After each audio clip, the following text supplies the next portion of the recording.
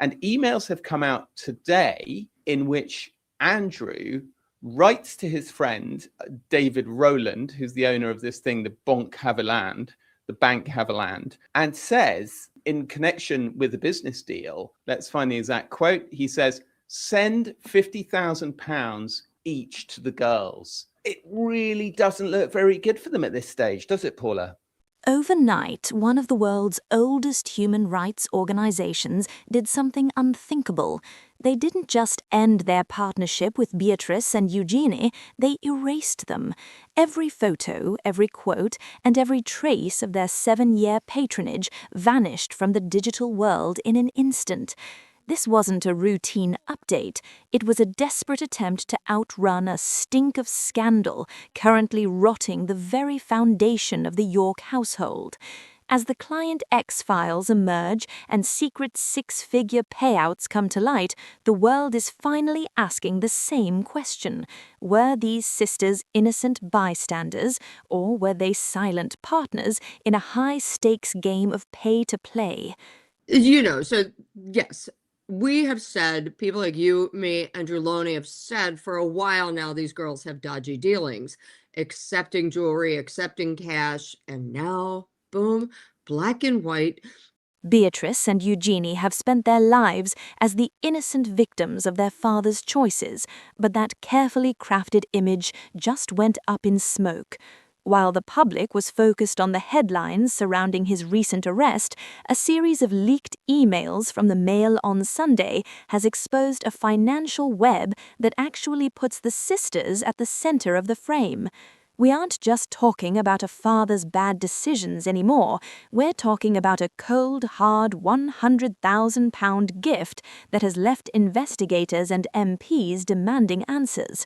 The messages reveal that while Andrew Mountbatten-Windsor was travelling the globe as the UK's trail envoy, he was allegedly busy negotiating secret payouts for his daughters with a billionaire financier. The plan was sophisticated. £50,000 each was supposedly destined for their private accounts, with half of that sum earmarked for an investment firm called Jellybook, run by the financier's son. In one particularly chilling email, the former royal reportedly wrote, "I am clear on the girls' accounts. You can do 100K and we work it out later." It raises a gut-wrenching question. Were Beatrice and Eugenie's jet-set lifestyles actually being subsidized by their father's pay-to-play influence? As the paper trail grows, the pressure on the sisters to come clean has reached a fever pitch. Critics are pointing to the stark contrast between Beatrice's early career salary of just £19,500 and her reported 17 luxury holidays in a single year. People are finally starting to look past the royal titles and ask where the money really came from. But as the financial scandal deepens, a much darker ghost from the past has decided to resurface, one that involves a trip to New York that the palace desperately wanted the world to forget. Sarah Ferguson, she's already looking into writing a book, and the two girls they just want to continue living their life the way they always have, with rich husbands, a rich family, and just getting money from randos. Here and there and everywhere. The latest documents released by the U.S. Department of Justice contain a bombshell that hasn't just reignited an old scandal, it's rewritten the history of the York family. For years, the narrative was that Beatrice and Eugenie were shielded from their father's toxic associations. But new email evidence suggests they were brought directly into the lion's den. We're talking about a secret trip to Miami in July 2009, a visit that took place just 5 days after a notorious offender was released from a Florida prison. The DOJ files reveal a series of logistical emails that paint a chilling picture. According to the records, their mother, Sarah Ferguson, didn't just maintain contact with the convicted financier, she reportedly brought her daughters, then only 19 and 20 years old, to have lunch with him. Internal messages show an aide discussing the travel arrangements, with the girls flying economy while their mother flew business class, all allegedly on the financier's dime. One email from Sarah even gushes about how touched she was by a compliment he paid her in front of my girls. It's a detail that has left the public wondering what exactly were two young royals doing at a celebratory lunch for a newly released sex offender. But the ghost of New York doesn't stop at a single lunch. The files also uncover a bizarre request from March 2010, where the financier reached out to Sarah asking if Beatrice or Eugenie could provide a private tour of Buckingham Palace for one of his associates. The casual nature of these requests suggests a level of comfort and access that the palace has spent years trying to deny. While there is no allegation of legal wrongdoing by the sisters, the optics are devastating. They weren't just aware of the connection, they were seemingly being utilized as royal bait to maintain their parents' high society standing. As these specific details circulate in the media, the sympathy the sisters once enjoyed is rapidly evaporating. Every mention of a shagging weekend or a royal tour in these DOJ emails acts as a fresh blow to their credibility. The question is no longer whether they knew about the association, but whether they were groomed to accept it as a normal part of their privileged lives. And as the public backlash grows, the rest of the royal family has finally decided they've seen enough, leading to a brutal blacklist that is changing the sisters' lives forever.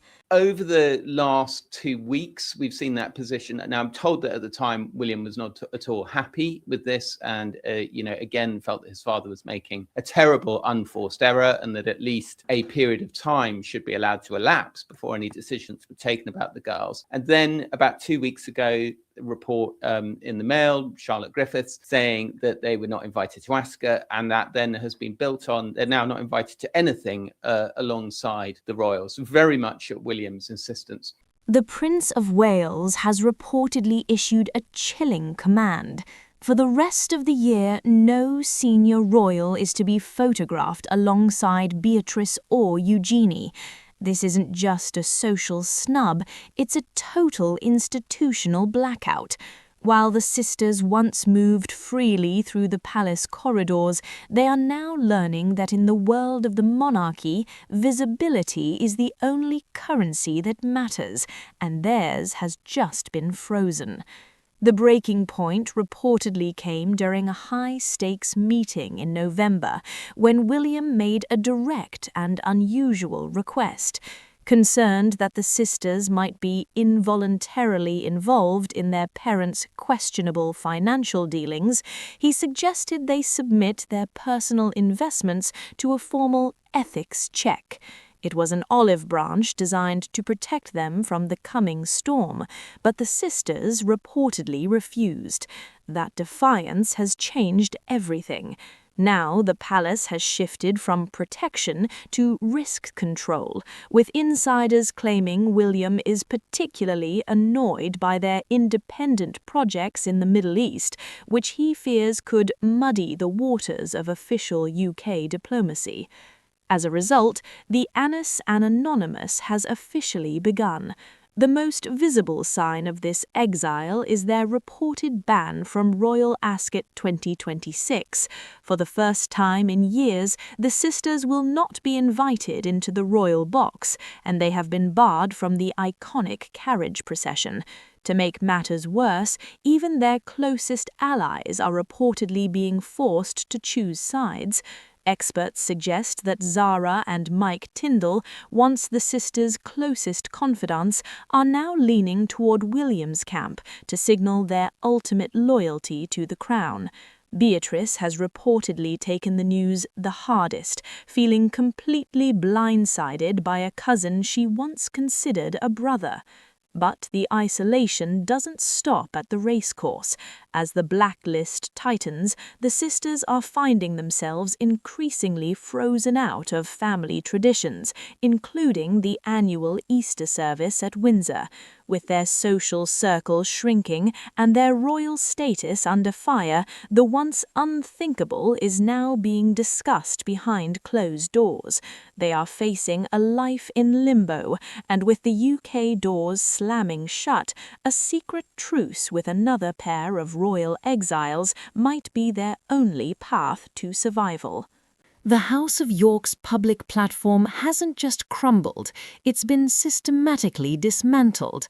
In a move that signaled the end of an era, Sarah Ferguson's charity, Sarah's Trust, officially closed its doors for the foreseeable future following the latest DOJ file dump. But the fallout didn't stop at the charity's headquarters. Companies House documents reveal that 6 more of her private firms are being struck off the register as we speak. From Fergie's Farm to Planet Partners Productions, the infrastructure of the York family's public life is vanishing overnight, leaving Beatrice and Eugenie standing on a foundation that no longer exists. The collapse is fueled by a terrifying new level of scrutiny from the Charity Commission. Investigators are now assessing concerns surrounding the financial structure of the sisters' own project, the Anti-Slavery Collective. Recent filings show a staggering disparity. While the charity brought in less than £50,000 last year, its expenditures topped £300,000, with a massive chunk going towards staff salaries. This financial stink has frozen their operations, with their official social media channels going dark and their once celebrated gala events being quietly cancelled. The message from the establishment is deafening. The York brand is now considered toxic assets. With their UK patronages gone and their family homes in Windsor being handed back to the Crown, the sisters are facing a desperate choice.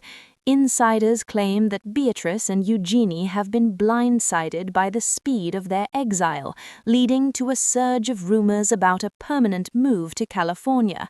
Prince Harry has reportedly offered them sanctuary at his home in the US, a move that would provide them with a fresh start away from the relentless UK headlines. However, such a move would be the ultimate gamble, potentially forcing them to finally trade their royal titles for a life of private security and influencer deals. The walls are closing in, and the Annus Anonymous is proving to be a one-way street.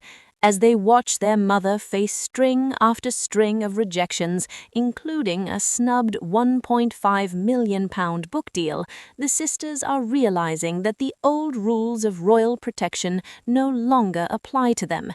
They are being forced to navigate a world where their last name is a liability rather than a pass.